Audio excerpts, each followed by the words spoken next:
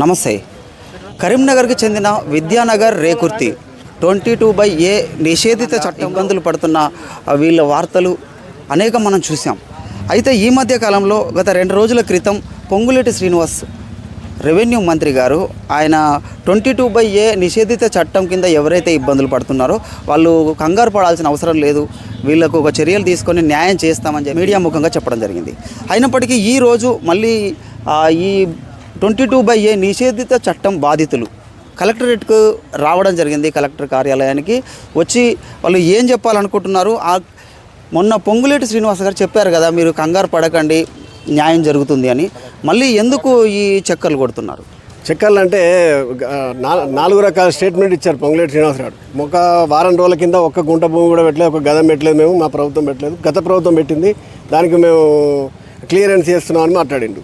మళ్ళీ అదంతా అయిపోయాక ఈ గొడవ అంతా అయిపోయి మేము కలెక్టరేట్ మా కరీంనగర్ నుంచి మేము కలెక్టరేట్ ముట్టడి కార్యక్రమం, మంత్రులు ముట్టడి కార్యక్రమం ప్రకటించేసరికి మళ్ళీ అధికారుల నుంచి ఏం ఆదేశాలు వెళ్ళినాయో, అధికారుల నుంచి ఏం నివేదికలు వెళ్ళినాయో 22 అనేది తప్పని ఒప్పుకోవడం జరిగింది. పొంగులేటి శ్రీనివాస్ గారు నిర్భయంగా ఒప్పుకున్నారు, మా రెవెన్యూ అధికారులు తప్పు చేసిన ఒప్పుకున్నారు. కానీ రెవెన్యూ అధికారులు తప్పు చేసిన తర్వాత మరి రెవెన్యూ అధికారుల మీద ఏం చర్య తీసుకుంటున్నారు?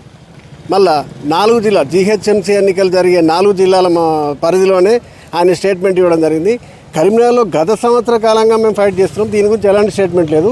మేము రెవెన్యూ మంత్రి గారిని కలిపి హెచ్చరించాం కూడా, మీ యొక్క ప్రభుత్వం చాలా బదనం అవుతున్నది. ఒకటండి, ఆయన ఇచ్చిన స్టేట్మెంట్ కరీంనగర్కు వర్తించదు అనుకుంటున్నారా? మేమైతే అనుకుంటున్నాం. కలెక్టరేట్కి వస్తే ఇలాంటి ఆదేశాలు రాలే మాకు.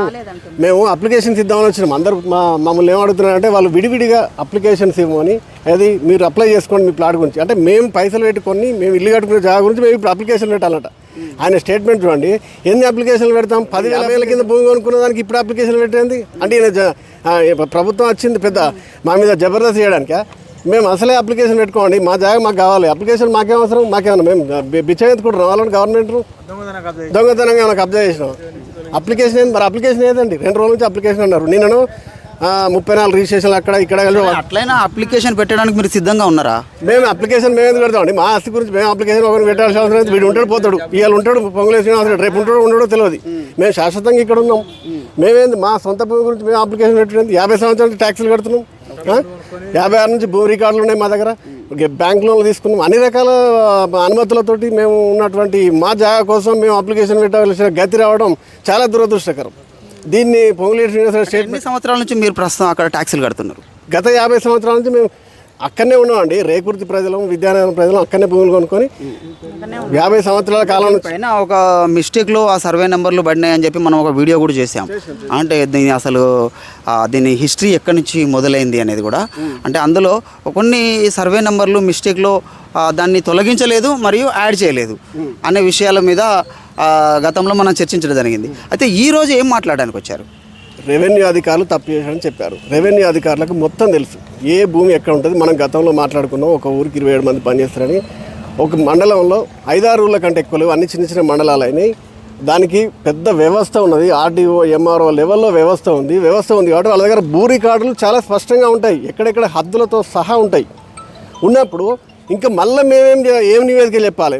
మొదలు ఒక 2010లో కళ్ళద్దాలు పెట్టుకొని చూసిరు బాగా క్షుణ్ణంగా, 2018లో భూతద్దం పెట్టుకొని చూసిరు క్షుణ్ణంగా, ఇప్పుడు మైక్రోస్కోప్ పెట్టుకొని చూస్తున్నారు. అంతే, ఏం లేదు, చూసేది ఏం లేదు, అక్కడ ఏం కనపడదు, తెల్లకాయదమే.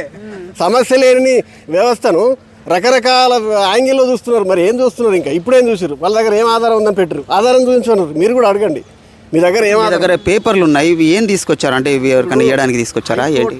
హైకోర్టు ఆర్డర్ ఇచ్చి రెవెన్యూ అధికారులు ఇచ్చిన నివేదిక తప్పుడు నివేదిక అని చెప్పి హైకోర్టు దాన్ని కొట్టివేయడం జరిగింది. అది వచ్చి 100 రోజులు అయిపోయింది. 60 రోజుల్లోగా నివేదిక ఇవ్వాలి. వాళ్ళు ఇంతవరకు ఇవ్వలేదు. సమీక్షల మీద సమీక్షలు, మీటింగ్లు జరుగుతున్నాయి. కనీసం హైకోర్టుకు కూడా వీళ్ళు గౌరవం ఇవ్వాలి. మరి అంటే వీళ్ళని ఎవరు కాపాడుతున్నారు? హైకోర్టు గౌరవం ఇవ్వకపోతే సస్పెండ్ చేస్తారని తెలుసు. మరి దీన్ని ఎవరు కాపాడుతున్నారు? ఈ వ్యవస్థను ఎవరు నడిపిస్తున్నారు? ఎవరు వెనకాల ఉండి నడిపిస్తున్నారు అనేది మీరు ఆలోచనలో పడ్డారు. సో ఇప్పుడు కలెక్టర్ గారిని కలిశారా? మరి కలెక్టర్ గారు ఇంతవరకు రాలేదు. కలెక్టర్ గారు జేసీ గారిని కలవమని చెప్పారు. Joint collector revenue Srinivas Reddy గారిని మీరు టచ్లో ఉండండి, నాతో అవసరం లేదు. మీరు సార్కి అన్ని రకాలుగా అవగాహన ఉంది. సార్ అన్ని రకాల స్టడీ చేసారు. ఏం స్టడీ చేసి నాకంత పిచ్చిలేస్తుంది ఇక్కడ. మేమందరం ఏం స్టడీ చేస్తారు? వాళ్ళు కలెక్టర్, ఐఏఎస్ స్థాయి అధికారులు ఏం స్టడీ చేస్తారు? మరి ఈ అధికార కింద రెవెన్యూ సుదీర్ఘ చర్చలు జరుపుతున్నట్టున్నారు, అది ఫలితం వస్తుంది. మీరు చర్చించడానికి అక్కడ అంశం ఉంటాయి కదా, 50 సంవత్సరాల నుంచి పట్టభూములు ఏం అంశం మీద చర్చిస్తారు, ఎన్నిసార్లు చేస్తారు? నేను ఇంతకుముందు చెప్పాను కదా, మైక్రోస్కోప్ పెట్టి చూస్తారు, అక్కడ తెల్లకాయ ఉంది, ఏం కనిపిస్తాడా? మీరు ఎన్ని మైక్రోస్కోప్ పెట్టి చూసినా ఆడ ఏం ఉండదు. అది గత ఫైనల్గా ఇప్పుడు ఏం చేయాలనుకుంటున్నారు? ఎందుకంటే మొన్న కూడా ఒకటి స్టేట్మెంట్ ఇచ్చారు, మాకు న్యాయం జరగకపోతే మేము ముట్టడి చేస్తాము, ధర్నాలు చేస్తాము, రాస్తారోకోలు చేస్తామని. అంటే ఇప్పుడు పొంగులేటి శ్రీనివాస్ గారి ఈ స్టేట్మెంట్తో మీ సమస్యలు క్లియర్ అయినాయి అని మేము అనుకున్నాం. ఎందుకంటే ఇప్పటి వరకు మీ వార్తలను మేము ఇచ్చాం కదా. సో ఇప్పుడు మీరు అనే దానికి వ్యతిరేకంగా, అంటే కరీంనగర్లో ఇంకా అలాంటి ప్రతిపాదనలు ఏమీ రాలేదని చెబుతున్నారు అధికారులు అని.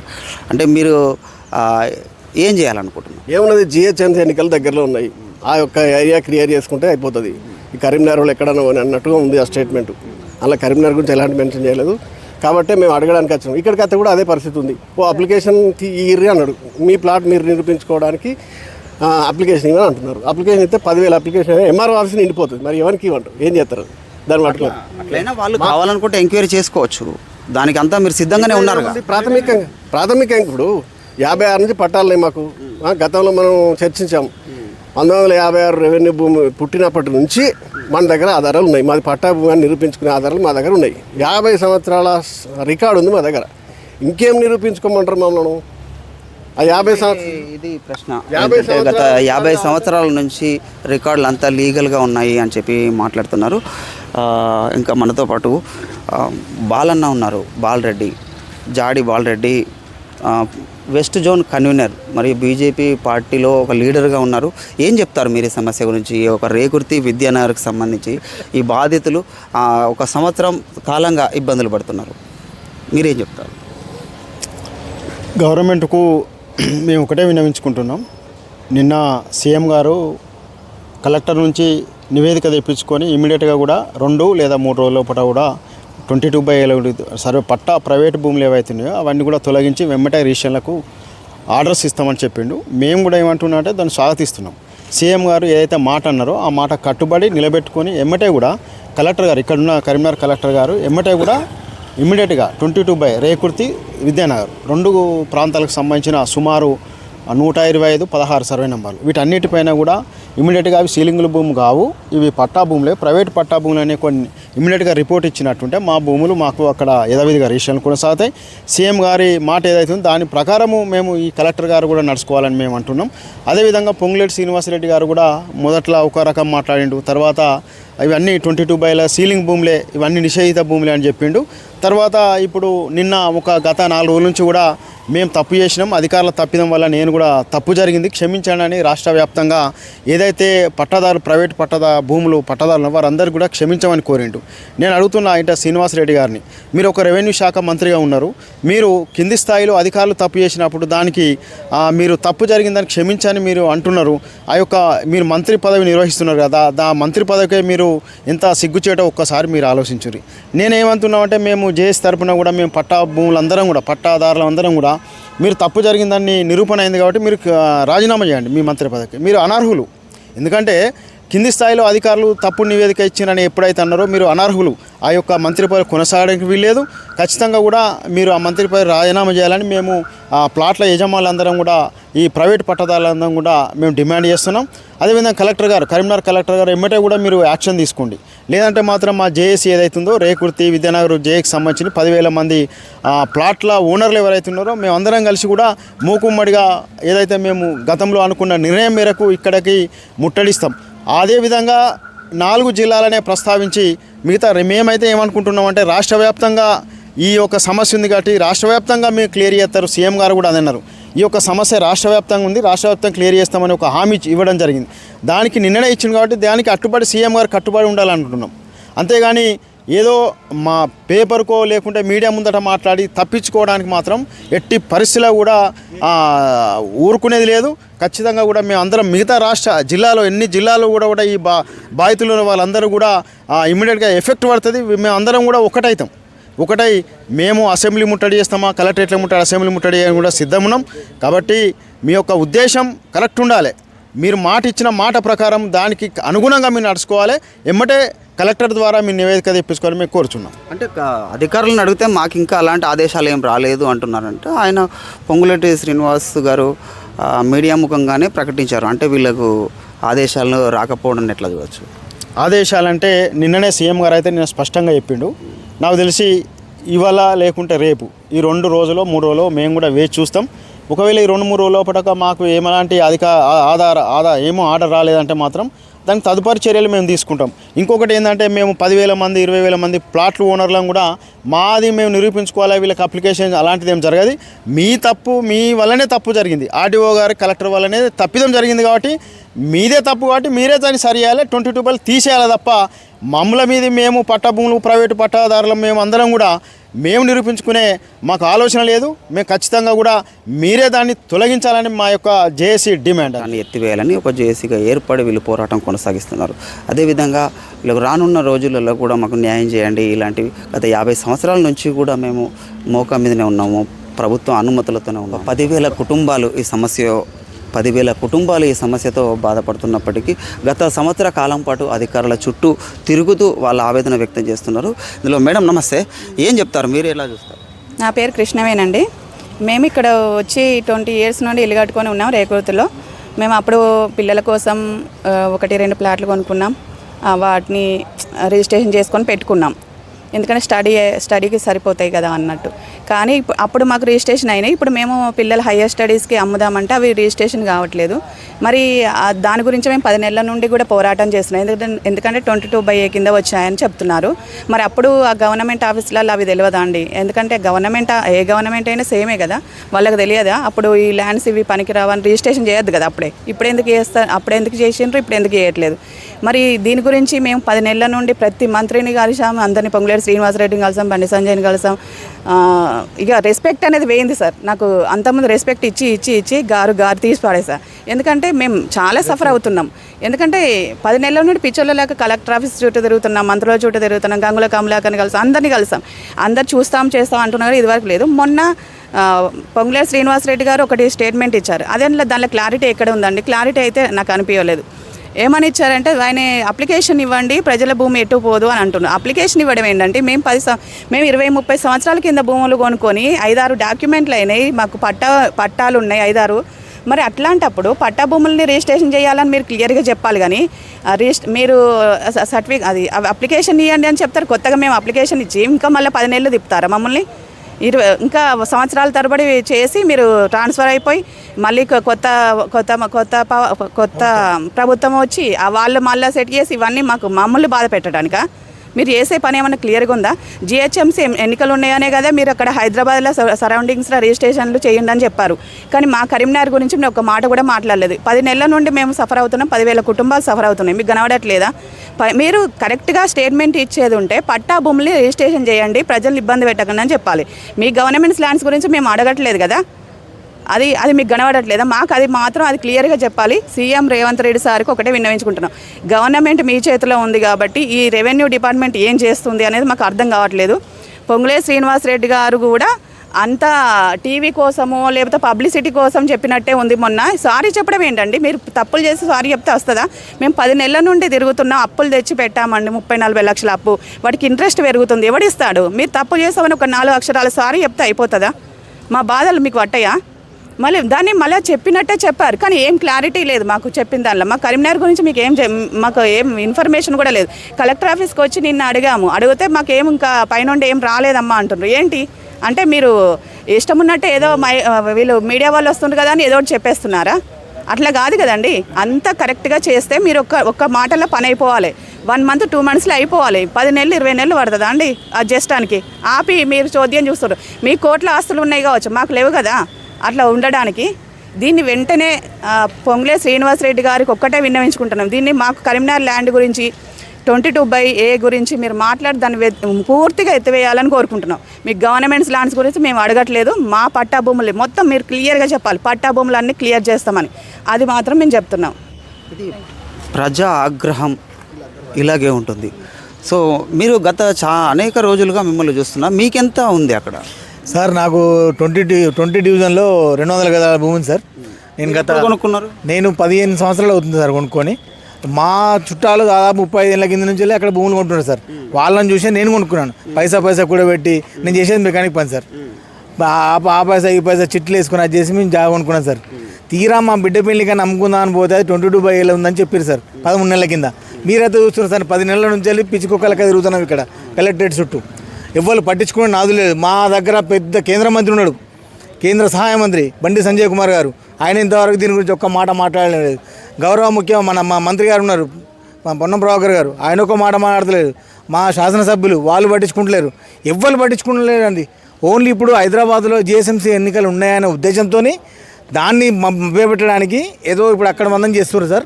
ఇది రాష్ట్రం అంతా అని చెప్తలేదు. కరీంనగర్ నుంచి కూడా చెప్తలేరండి. కరీంనగర్ గురించి చెప్పాలి మీరు. పబ్లిక్ అలాగే అర్థం చేసుకుంటున్నారు. అంటే ఒక కేవలం జిహెచ్ఎంసీ ఎన్నికల విషయంలోనే దీన్ని ప్రతిపాదించారు. కరీంనగర్కి ఎలాంటి ఆదేశాలు రాలేదు అన్నట్టుగా అధికారుల వ్యవహారం కూడా అట్లాగే ఉంది.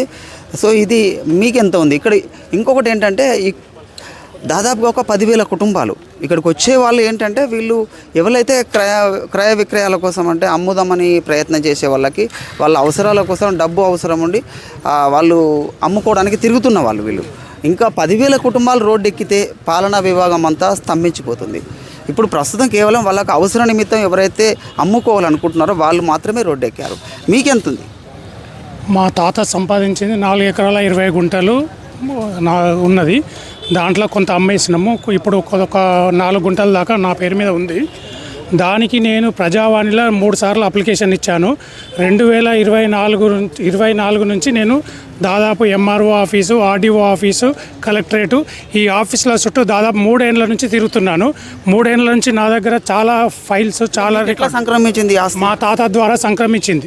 ఇదే 22/A ఉందా? 22/A ఉంది అని చెప్పేసి ప్రోహిబిటెడ్లో పెట్టారు వాళ్ళు. మీది వంశపారంపర్యంగా వస్తుంది కదా, దానికి పారంపర్యంగా వస్తుంది. అది 1104 అనే సర్వే నంబర్ ఉంది. 1104 సర్వే నంబర్ కలెక్టరేట్లో ఉంది. కలెక్టరేట్లో 98 ఎకరాల గవర్నమెంట్ ల్యాండ్ ఉంది. 1104లో 112 ఎకరాల భూమి ఉంది. ఆ 98లో 1112 మైనస్ చేస్తే మిగతా అంతా పట్టా భూమి. మా 4 ఎకరాల 20 గుంటలల్లో మొత్తం అమ్మేసినాము. రిజిస్ట్రేషన్లు అయినాయి, లోన్లు ఉన్నాయి. నేను ఒక 4 గుంటలు ఉంచుకుంటే దాన్ని ఇప్పుడు ప్రోహిబిటెడ్లో పెట్టారు. అది ప్రోహిబిటెడ్లో పెట్టిన దానికి ఇప్పుడు నా దగ్గర ఎన్ని రికార్డులు ఉన్నా కానీ ఎంఆర్ఓ అతను ఇప్పుడు ఆర్డీఓకి అప్లికేషన్ ఇస్తే ఆర్డీఓ ఫార్వర్డ్ చేస్తుండ్రు ఎంఆర్ఓకు. కలెక్టరేట్లో ప్రజావాణి చేస్తే ఫార్వర్డ్ చేస్తుండ్రు. దానికి రిప్లై 2 ఏళ్ళ నుంచి రిప్లై వీళ్ళు అడుగుతలేరు. మేము తిరుగుతుంటే మేము ఇస్తాం పో అంటుండ్రు. 2-3 ఇయర్స్ నుంచి ఎంఆర్ఓ రికార్డు ఇప్పటి వరకు పంపలేదు. ఆర్డీఓ మహేశ్వర్ సార్ ఉన్నప్పుడు కూడా ఆ రికార్డు అంతా చెప్పారు. మహేశ్వర్ సార్ కూడా చెప్పారు, నీ భూమి గురించి నాకు తెలుసు, నేను రిపోర్ట్ పంపిస్తా చేస్తా అన్నారు. ఫార్వర్డ్ ఎంఆర్ఓకి ఫార్వర్డ్ చేశారు కానీ ఇప్పటికి రిప్లై వాళ్ళు తెప్పించుకోలేదు, ప్లస్ మాకు రాలేదు. ఎవరు తిరిగినా తిరుగుతున్నాం పోతున్నాం, అది మాకు సంబంధం లేదు అంటారు. అంటే ఒకటి నిషేధిత చట్టంలోకి రావాలంటే ఒకటి మీరు అందరూ బాగా వినాలి. భూ సంస్కరణ సేకరణ చట్టంలో ఏ నోటీసు కూడా ఇవ్వలేదు ఎవరికి ప్రొహిబిషన్. ఒక వ్యక్తికి 50 ఎకరాల కంటే ఎక్కువ ఉంటే దానిని సీలింగ్ చట్టంలోకి తీసుకొని ఎవరిదైతే భూమి సీలింగ్ చట్టంలోకి తీసుకుందో వారికి అప్పుడు ఉన్న రేటు ప్రకారం వాళ్ళకి డబ్బులు ఇచ్చేసి దానిని సీలింగ్ చట్టంలోకి ప్రభుత్వ అధీనంలోకి తీసుకుంటుంది. తర్వాత రేపటికి ఎవరైనా భూమి లేని నిరుపేదలకి పంచడం కోసం దాన్ని ప్రభుత్వం తన ఆధీనంలో ఉంచుకుంటుంది. కానీ అట్లాంటిది ఏమైనా జరిగిందా? మీరు సీలింగ్ చట్టంలోకి ఎక్కినట్టుగా ఏమన్నా? 1955 కాసరా పానీలో కూడా మా తాత పేరు పట్టా అనే ఉన్నది. అప్పటి నుంచి ఇప్పటి వరకు భూములు అప్పుడు 50 ఎకరాల కంటే ఎక్కువ ఉన్నందున ఏమన్నా సీల్ చేసినట్టు? 4 ఎకరాల 20 గుంటలు పట్టా. ఒక 3 ఎంఆర్ఓలు సర్టిఫికెట్స్ ఇచ్చారు, సర్వే చేశారు, దాని మీద రికార్డ్స్ అంతా ఉన్నాయి. కానీ వాళ్ళు ఇప్పుడు ఏంటంటే అది మాకు తెలియదు, వాళ్ళు ఎవరో ఇచ్చిండ్రు, ఆ ఎంఆర్ఓ ఇచ్చిండు, ఆయన ఏం చేసిండో మాకు తెలియదు, మేము ఇవ్వము అని చెప్పేసి బాధపడతా చెప్తుండ్రు. ఈ 22A అనే దాంట్లో ప్రోహిబిటెడ్లో పెట్టిండ్రు. దానికి ఏంటిది అంటే మాకు తెలియదు, గవర్నమెంట్ నడుకోపో అని అంటుండ్రు. మీ పేరేంటండి? కోడూరి వీరయ్య. నాన్నగారి పేరు? చంద్రయ్య. ఏంటండి ఇది మరీ దారుణంగా ఉంది. వాళ్ళది ఆ సీలింగ్ చట్టం పరిధిలోకి అసలు వాళ్ళకి సమస్య ఎదుర్కోవాల్సిన అవసరం లేదు. అయినప్పటికీ ఆయన ఇన్ని సమస్యలు ఎదుర్కొంటుంటే కూడా ప్రభుత్వ అధికారులు దీన్ని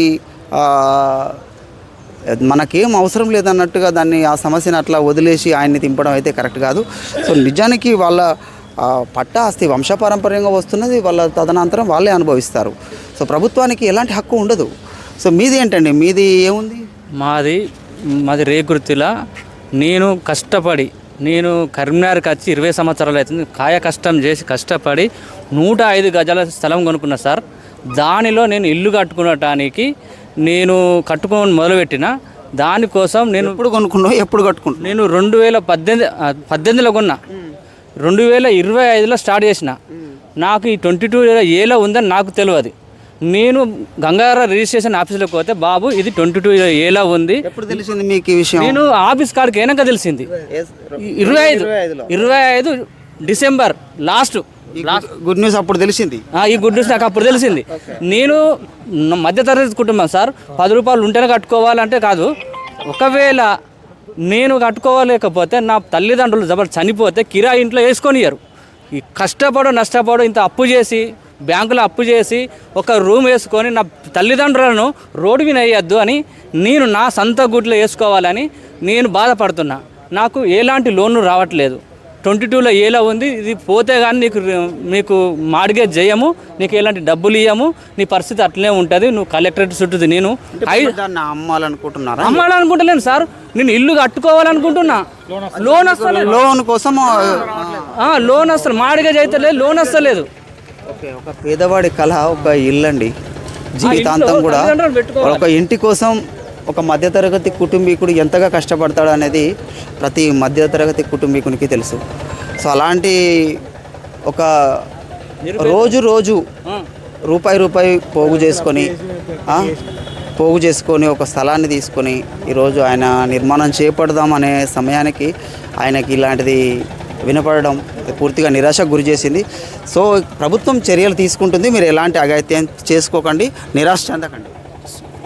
అయ్యా పొంగిలేడు శ్రీనివాస్ గారికి దండం పెట్టి చెప్తున్నా, ఇది మీ ఇక్కడ చేసిన ఎవరు మన రెవెన్యూ డిపార్ట్మెంట్ వాళ్ళు అవకతవకలు చేసి మమ్మల్ని అలా చేర్చడం చాలా బాధనీయం. మేము ఎలాంటి తప్పులు చేయలేదు.